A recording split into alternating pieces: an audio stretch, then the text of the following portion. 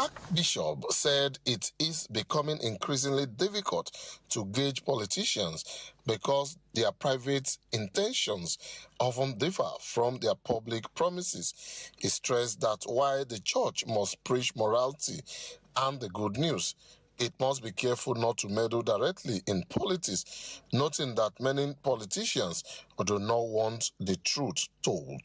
I think we should all be able to speak out the truth. And if you don't understand something, it's better you keep quiet. Don't say negative things.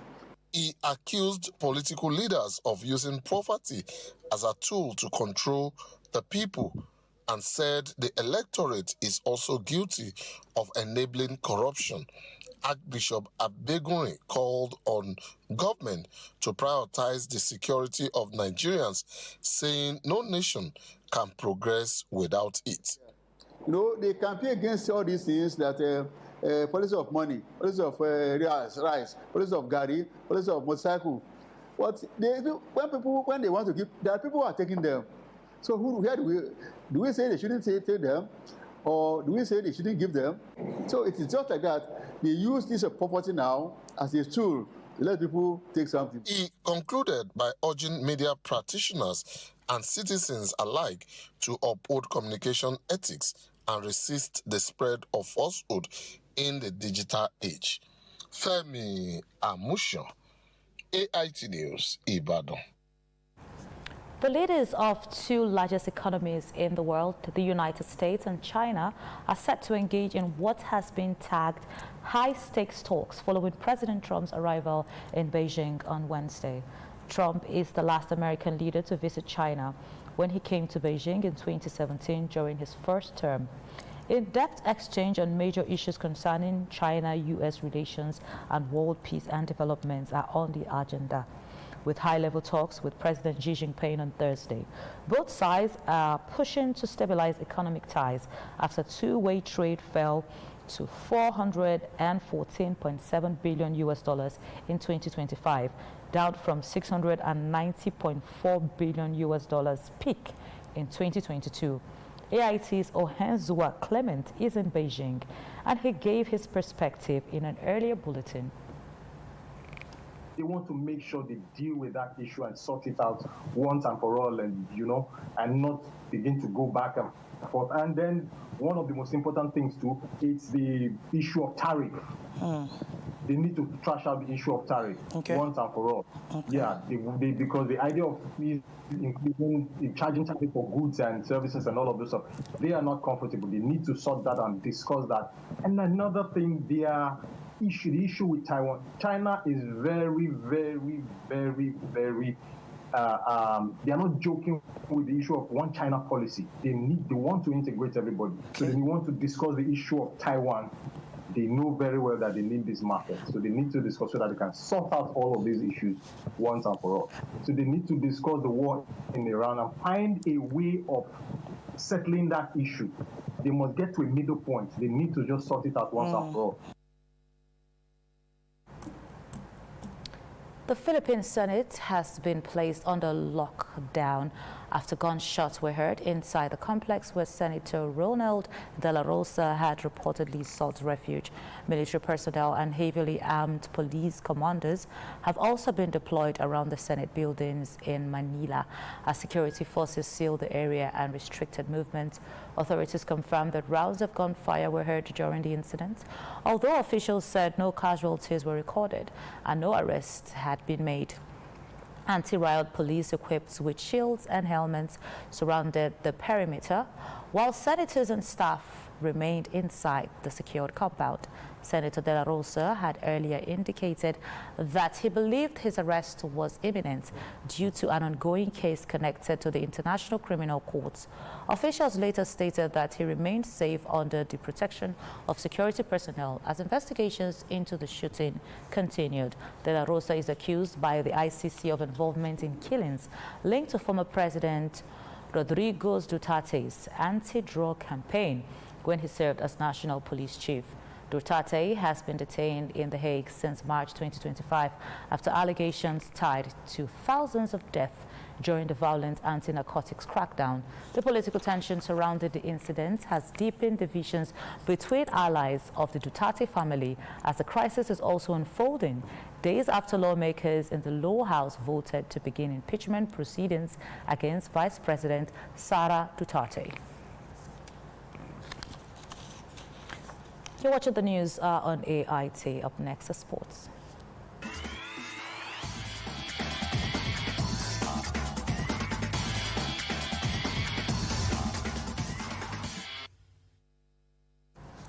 The World Football Governing Body FIFA is preparing a major compensation package for clubs whose players will feature at the 2026 World Cup in the United States, Canada and Mexico. According to reports from COPE journalists, clubs could receive more than €9,000 per players per day during the tournaments. The payment scheme will cover both parent clubs and teams currently housing players on loan, ensuring wider financial support across football. The expanded 48-team competition schedule from June 11 to July 19, 2026 will keep players away from their clubs longer than previous editions, raising concerns about fatigue, fixture congestion and player welfare. FIFA's compensation program is aimed at rewarding clubs for releasing players for international duty, while helping reduce tensions over the growing demands of the modern football calendar. Meanwhile, the Badminton Federation of Nigeria has intensified efforts to reposition the sport for long-term growth and development across the country. Members of the Federation's board converged on Abuja for a two-day retreat and strategic board meeting aimed at reviewing progress and setting new targets for the future. Stakeholders in Nigerian badminton are once again meeting in Abuja to deliberate on ways of moving the sport to greater heights. Declaring the retreat open, Chairman of the National Sports Commission, Shehu Diko, urged the Federation to embrace innovative ideas that align with the Commission's vision of building a sustainable sports economy. He stressed the need for proper planning, stronger partnership, and improved athlete development programs. We have to develop and pursue. As they are developing the strategic plan to reposition badminton to be a key driver of the economy, to be a contributor, to give a pathway for the youth that want to play the sport to live their dreams, they should also have to work on the sport both on the grassroots and the elite level. So we are getting the medals and we are also developing the sport to make it a sustainable level that will be part of the sports economy. President of the Federation, Francis Obi, expressed concerns over funding challenges and the mental well-being of athletes. To address these issues, the Federation engaged resource persons to educate board members on the practical strategies for financial sustainability and athletes' mental health management. Is business. So we wanted somebody with a business orientation and background to come and point us in the direction. How can we make badminton more financially, sustainable? How we can attract funding for the sport to develop it? And then for psychology, it's an area, maybe as a result of my experience as president, I've had close encounters with my players and I've seen where some of my players have struggled. I've seen them lose matches that ordinarily they won't have lost. And in Nigeria, we don't place so much emphasis. When you go abroad, a team will be moving. They will go with 2-3 psychologists. The retreat is expected to produce key resolutions that will strengthen the administration of badminton in Nigeria and create a solid foundation for future international success. Laila Wal, AIT. That's the news on AIT. I am Binta Booker. Many thanks for staying with us.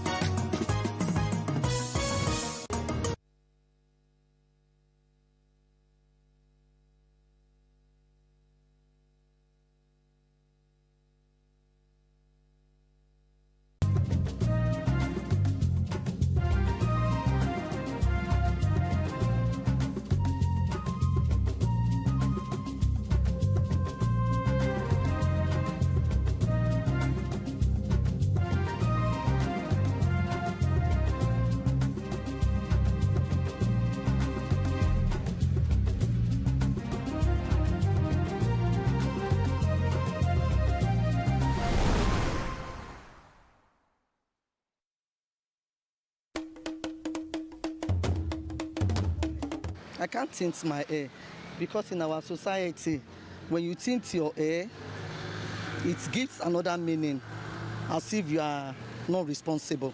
No, I can't tint my hair. Reason being the fact that my family, they won't agree to it. I can. I don't care. Their opinion, not mine, as long as I like it. For me, it doesn't make sense. Tinting of hair, just leave the hair the way it is, black, brown. Like the red-headed gamma lizard, also known as rainbow lizard, human hairs often come in different colors as a result of hair dyeing, which is becoming a common practice among adults and teenagers in Nigeria. To individuals tinting or dyeing their hair, there is really no difference between changing the color of their hair and dyeing a fabric. It could be for aesthetics, to have a new look, or as a result of one's line of trade or profession. I'm an artist. Personally, I don't see it as anything because most times you don't judge a book by its cover. So for me, for a kind of person like me, I feel if it's something that makes you happy, just do it. A barber, Yusuf Ibrahim, goes as far as testing the dyes first without considering its effect. I have to test it before I apply it to any customer, because this thing we are doing is something that when I apply it, it's easily to break hair. So when it's breaking, I don't want maybe disagreement between me and my customer. Hair dyes come in 3 major varieties: permanent, semi-permanent or temporary, and natural color of someone's hair. Those chemicals could include ammonia, perhaps one of the more common ones. There are other more dangerous chemicals. Ammonia is a very corrosive chemical, and if not used properly by people who are trained, they could cause damage, and the damage could be permanent. So the advice we would normally give people is, look, better to go to a salon with qualified personnel, people who understand the implications or the side effects and of some of the products they are applying to your scalp. If you don't use it according to what the manufacturers intended, there could be hair loss and damage. So those are the kind of things that we would typically advise people to watch out for. I mean, these products, it's not just hair loss. There are other wider health issues involved as well. I mean, some of these products have been known to cause cancer of the bladder. So this is quite serious. It's not just about how you look anymore. It's about life and death. When next you are dyeing your hair, you might want to take a second look at the ingredients used to ensure they are safe. I see the right thing of this one. They like the color. It's also white. How come? Do they all come in white? No, it's not most of them comes in white. Okay, so is this white? This one is crazy color. It's also like this. It's crazy color. Something white, not pop white. The color is purple. Actually, it's not like lavender or something. Yes. But it's so when you're sharpen maybe something, maybe wine, something wine. You sure don't want to put your life in danger?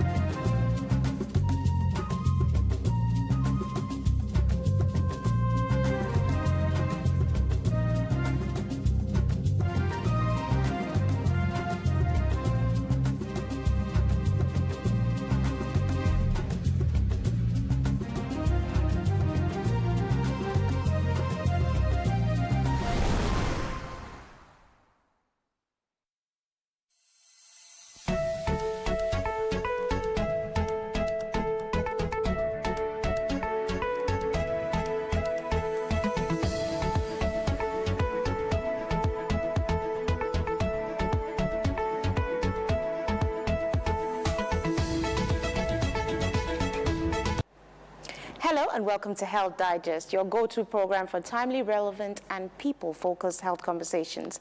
I am Ukemera Tukwa. Today's edition is highly significant as we spotlight maternal mental health in line with global conversations around the world.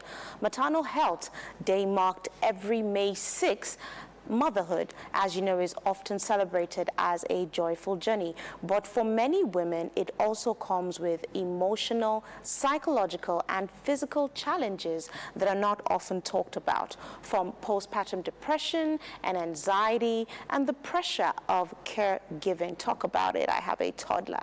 Now, maternal mental health remains a critical but under-discussed issue. On today's program, we'll be exploring this theme from different angles, bringing together stories, insight, and innovations shaping health outcomes, both locally and globally. Now, let's get started. We begin with our health news segment, where we bring you a roundup of key developments shaping the health sector, both at home and around the world.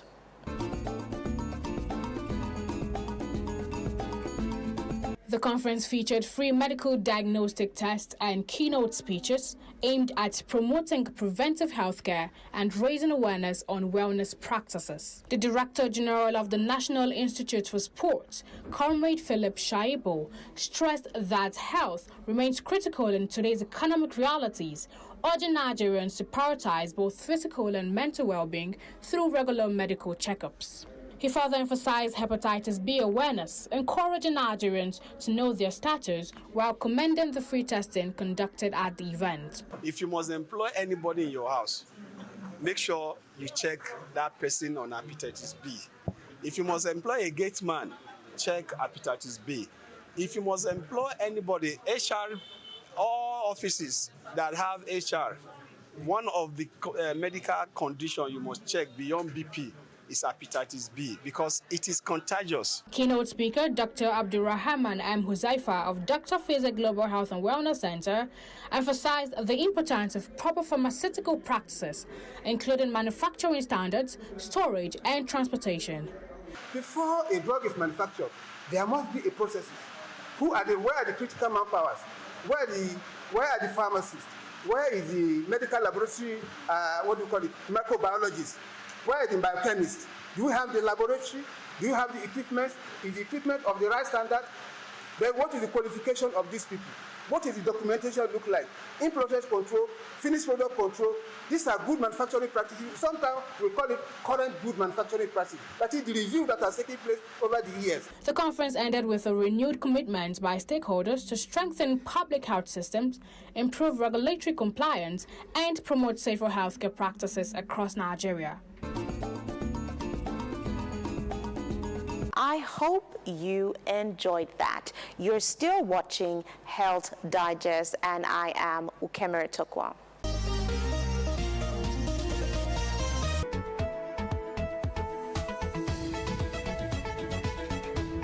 Nigeria has a HIV prevalence of 1.4% among adults, with approximately 2 million people living with HIV. Annually, there are about 22,000 new HIV infections and 15,000 AIDS-related deaths. Children aged 0 to 14 accounting for 15,000 of these deaths. The National Agency for the Control of AIDS held an event educating young people on HIV/AIDS prevention, emphasizing that AIDS is not a death sentence.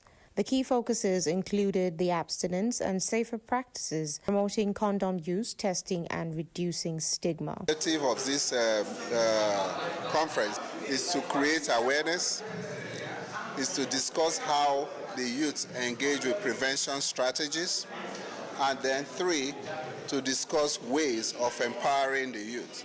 Because you empower them, then you're enabling them to make informed choices and better choices. It also had students involved in advocacy by creating the platform for discussions, creating awareness, and launched the initiative PMTCT, Acceleration Committee, to reach more communities. I want to start maybe engaging into any activities, any such activities. I would first of all know those contraceptives that we all have here. We have pills, we have birth pills, we have condom. There are many more. So you first of all have knowledge concerning it, and then I feel when you do, then you know how to use it to save yourself from getting STD. NACA aims to end AIDS in Nigeria by 2030, urging collective action, equity, and sustained funding. With World AIDS Day on the 1st of December and the theme Take the Right Path, Sustain HIV Response, Stop HIV Among Children, NACA has called on Nigerians to break the stigma, support testing, and join the fight. I had a discussion with the Director General of NACA, Dr. Temitokbe Ilori.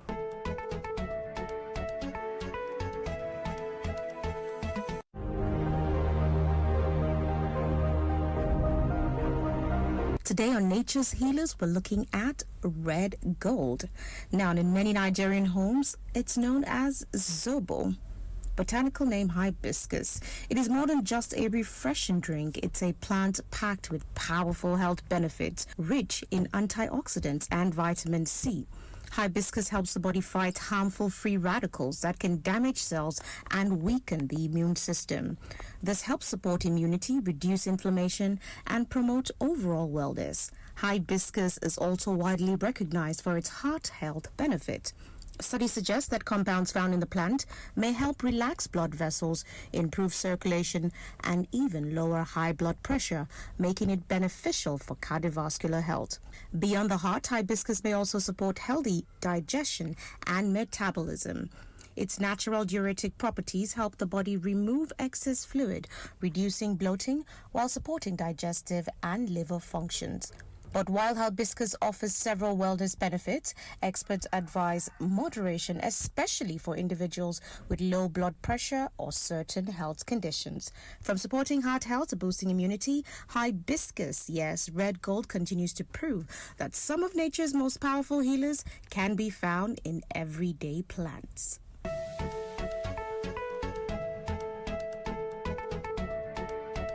When discussing pregnancy, we often focus on the mother, but experts say that a father's health has a lot to play, and it plays not just a minor role, but a very important role. A man's lifestyle before conception, including his diet, stress levels, smoking, alcohol use, and overall health, can affect sperm quality and influence pregnancy outcomes, such as premature birth or low birth weight. Emotional support from fathers is equally important. Supportive partners can help reduce stress and anxiety during pregnancy, improving the mother's mental and emotional well-being throughout the journey. And when it comes to determining a baby's sex, yes, science shows that the father is responsible. While the mother's egg always carries the X chromosome, the father's sperm carries an X or Y chromosome, meaning he and only he can determine whether the baby will be a male or a female. Yes, for all of you that have those questions about male children, now you know. Experts say understanding this can help challenge harmful beliefs and blame women for the sex of a child. Now you know better, do better, and just know that it's all God. Welcome right back. I hope you enjoyed that.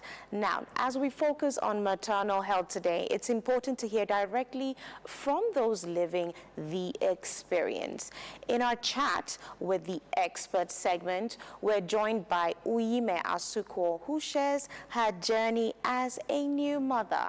I know it's an moment, from the emotional realities of early motherhood to the milestone lessons and the critical role of early nurturing in a child's development. Here's that stimulating conversation.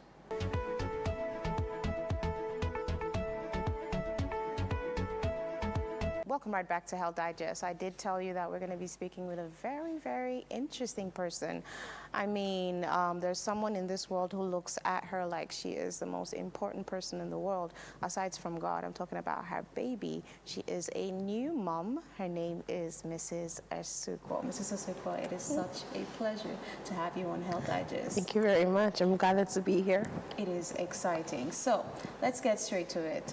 Last, you probably remember yourself when we talk about phases in life, and the pictures I saw, you were under the hot sun with your architectural gear, you know, on the site, and now you change diapers for a living.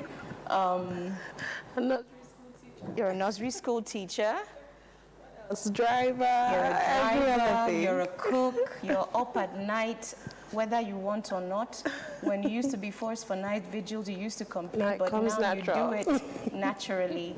How do you feel with the word M-U-M? Some people say M-O-M, but it's called mom. First of all, thank you so much for having me on the show. It's been an amazing one. And the transition from my career to being a mom has been nothing that no one has prepared me for. But the journey of it up until 9 months now, my baby is 9 months, just today actually. Thank you. So it has been quite challenging, but one thing that I do know is that sometimes, most times, it comes to you at ease because you're asking yourself, you don't know what you're doing. Am I doing it right? Am I doing it wrong? Is she going to be alive? Is she dead? What's happening? But at the end of the day, you just know that whatever God has given you, you're always doing it right. Absolutely amazing. So you mentioned some interesting points. There's that first time try at everything. How did you find it mentally? Because I know I have a toddler myself, which you already know, a very interesting one. And I know that at night I would literally check whether he's still breathing, if he coughs, if he's unable to poo or something. Every symptom. Everything wants to make me go wild.